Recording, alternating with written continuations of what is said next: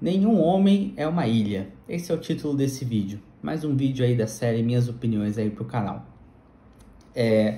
O tema de hoje, ele é uma reflexão que eu tive durante as semanas, né? E já faz um tempo que eu tenho um pouco essa opinião. É também tirado um pouco desse livro aqui, A Revolução do Bazar. Tem um capítulo que se chama Nenhum Homem é uma Ilha. Daí que vem o título desse vídeo. O que acontece? Basicamente o capítulo fala que toda ação ela gera uma externalidade, que é o nome bonito para uma reação não controlada. Vamos colocar dessa forma. E aí, exatamente onde eu quero dar um contexto, onde a gente vai colocar isso, é no mundo do desenvolvimento de software. O que acontece? Não é uma coisa nova, não é de hoje, não é do nada. Claro, existem estudos, existem pesquisas. Se você for a fundo no mundo da engenharia, seja construção civil, seja engenharia mecânica, engenharia elétrica, você vai encontrar estudos sobre isso também. E várias tarefas da engenharia, inclusive da engenharia de software, no desenvolvimento de um sistema, elas são calculadas em horas de trabalho. Ou seja, você estima quantas horas de trabalho você vai precisar para terminar uma determinada tarefa, e aí com isso você vai montando um escopo, você chega num escopo de projeto que vai durar tantos meses, porque você fez o cálculo que as tarefas que são necessárias para a conclusão desse projeto vão levar determinadas horas. Então, na prática parece lindo. Você que é o gestor de projeto, você sabe exatamente quanto tempo o projeto vai durar. Você, com isso, consegue orçar uma estimativa de preço, uma estimativa de esforço, de tempo. O seu cliente fica feliz porque ele tem previsibilidade. Inclusive, está anotado aqui para falar sobre previsibilidade também. E aí você consegue fazer negócio, o mercado funciona, todo mundo fica feliz no fim das contas. Quem que é o prejudicado dessa história? O desenvolvedor. Quem está fazendo o projeto. Por que ele é o prejudicado? Porque ele é fruto de uma externalidade. A externalidade bate nele. Vou dar um exemplo prático da vida real antes de entrar nesse ponto da externalidade do desenvolvedor. Imposto sobre petróleo ou sobre combustível. O que é o imposto? É nada mais do que uma forma de desincentivar o uso do combustível, do carro. Então, por exemplo, você compra um carro e aí você tem que abastecer o seu carro com gasolina. Existe um imposto sobre a gasolina. Esse imposto sobre a gasolina, ele não é, na verdade, uma obra de arte do governo para arrecadar dinheiro. Cara, tem formas muito melhores de fazer isso. Claro, ele vai arrecadar dinheiro? Ele vai arrecadar dinheiro. Mas o que eu quero dizer esse imposto ele foi colocado sobre a gasolina porque a gasolina gera uma externalidade. Qual que é a externalidade? Número 1, ela é prejudicial ao meio ambiente. Número 2, o fato de você pegar o seu carro, pegar a estrada, você atrapalha a vida das pessoas de forma inconsciente. Como assim? Você contribui para o congestionamento, você aumenta minimamente a chance de haver um acidente na pista, você desgasta uma rodovia, você provoca uma série de fatores. Por isso que nenhum homem é uma ilha. É impossível a gente viver sem provocar externalidades em qualquer âmbito, em qualquer coisa que a gente faça. Então, não é por conta que você tem um carro e você vai dirigir que você está querendo prejudicar o mundo, o meio ambiente, não é nada disso. Mas é uma externalidade, algo que vai acontecer e não vai ter uma contrapartida, ou seja, algo para poder compensar isso. Aí a gente volta agora no desenvolvimento de software.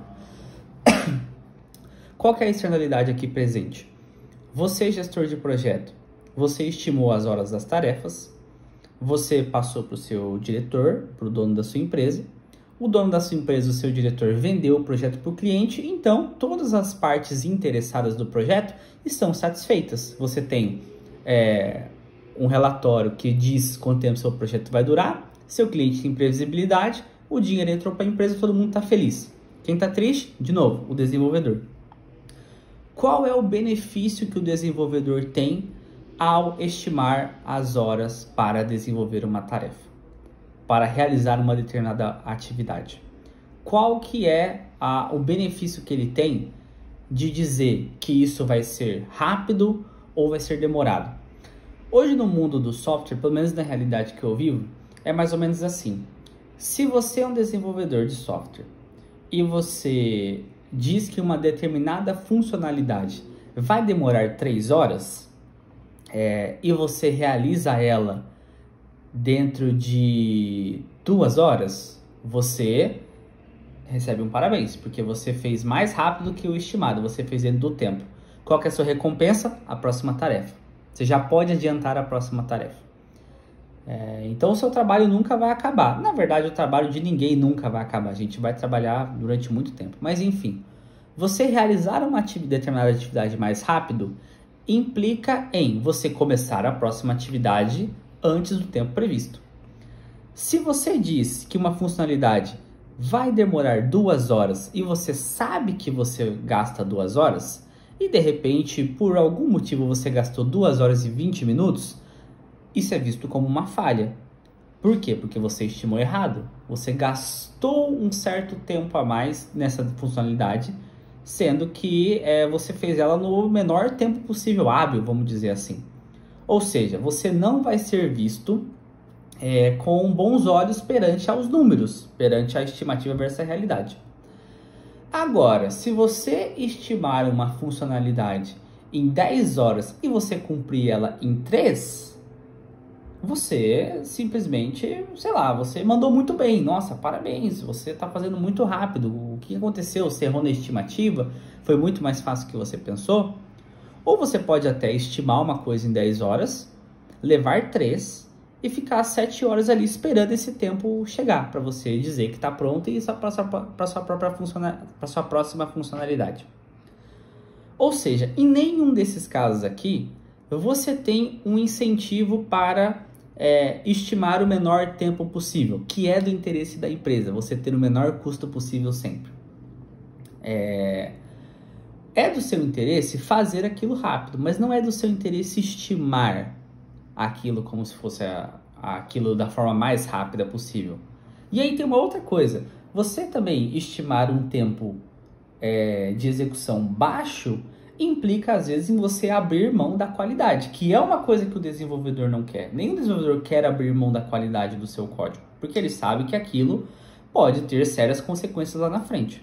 Porém, você não tem incentivos para investir na qualidade do seu código. É aí que entra a externalidade.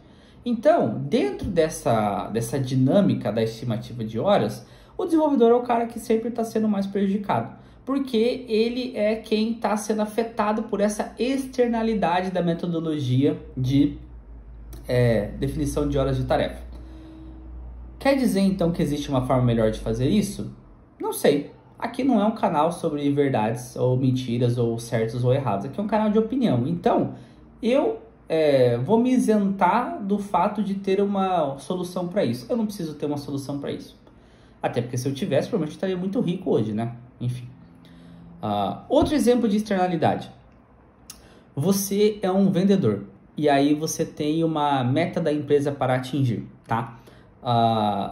E vamos supor que em algum determinado momento, eu assisti isso, se eu não me engano, numa série que chama Industry.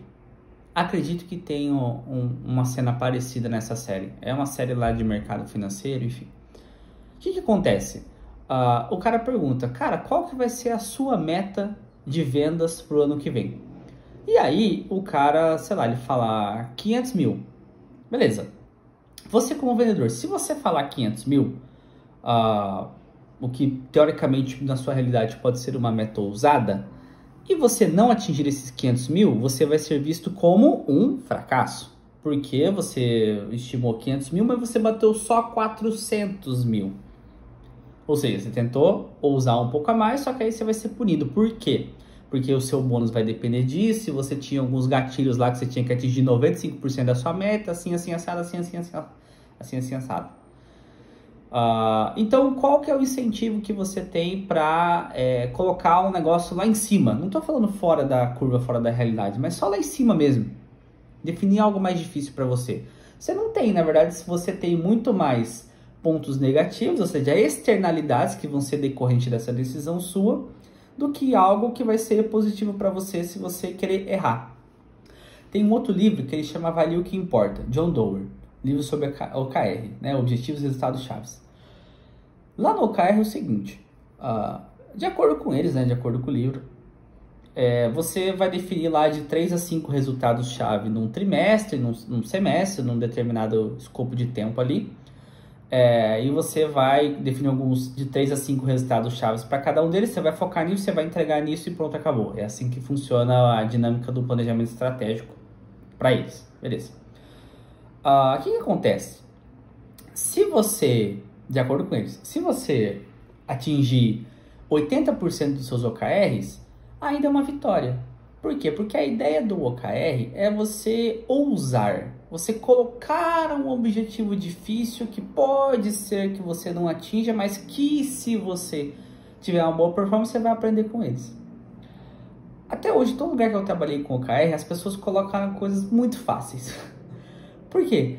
Porque é mais fácil você bater um objetivo, cumprir a sua meta e receber um parabéns, do que você ousar falhar e arcar com as consequências. Ou seja, você também sofre as consequências de uma externalidade.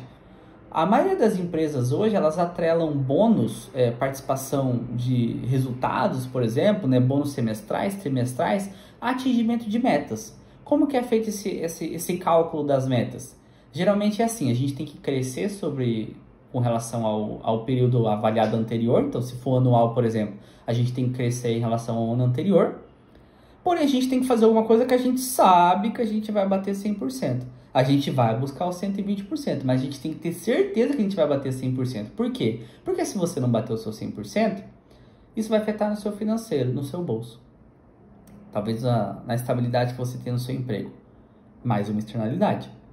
Que incentivo que você tem para ir além? Você não tem. Você tem mais, na verdade, recursos para te punir por errar do que recursos para poder, às vezes, avaliar e premiar o seu desejo de fazer algo a mais que, com certeza, né, ou tem grandes chances de dar errado, mas você tem que tentar. Enfim.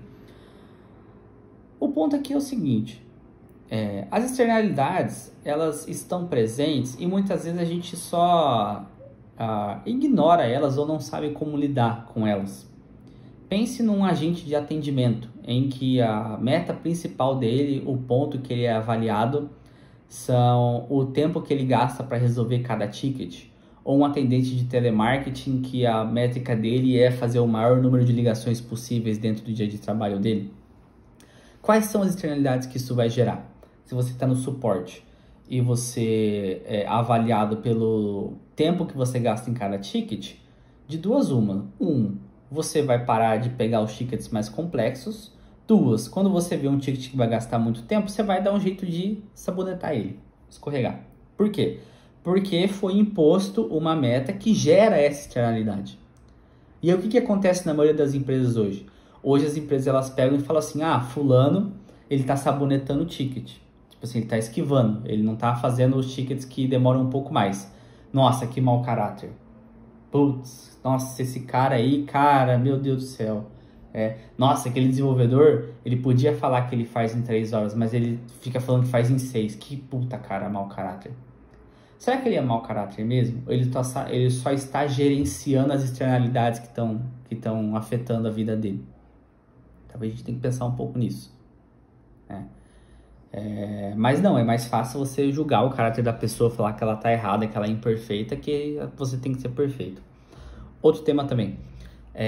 Todo mundo sabe que não existem pessoas perfeitas, mas, mesmo assim, toda vez que você escutar essa frase, você vai escutar um mas logo em seguida, como do tipo, você não vai ser perfeito, você nunca vai acertar tudo, mas você tem que tentar.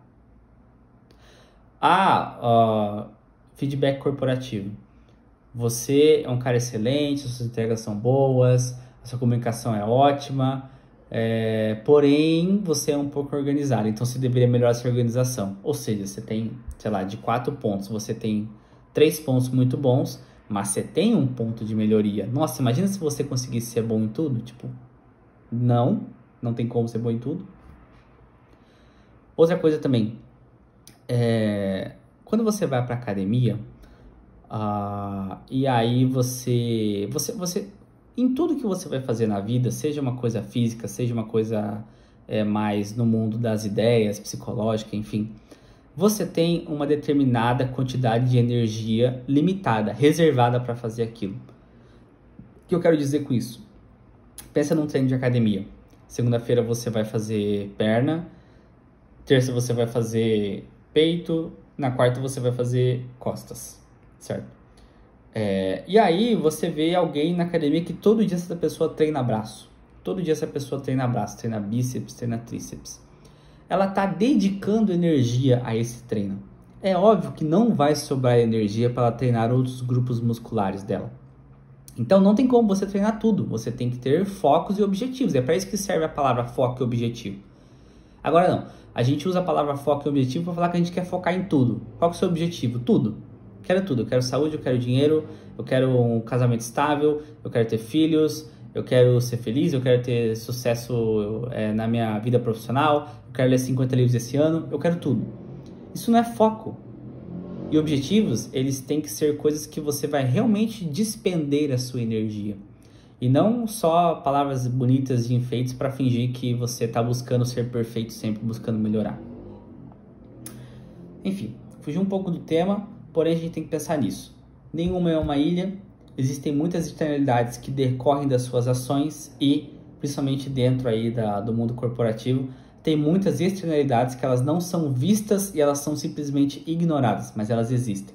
Depois elas acabam virando um rinoceronte cinza. O que é o rinoceronte cinza? Só para a gente poder fechar esse vídeo. São problemas, coisas que você sabe que existe, mas você deixa para depois para resolver e chega na hora de resolver, você taca a corda no pescoço se você não consegue. A analogia é o seguinte, também tem um livro sobre isso. Você foi fazer um safari na África. E aí você viu um belo rinoceronte cinza bebendo água num laguinho ali. E ele tá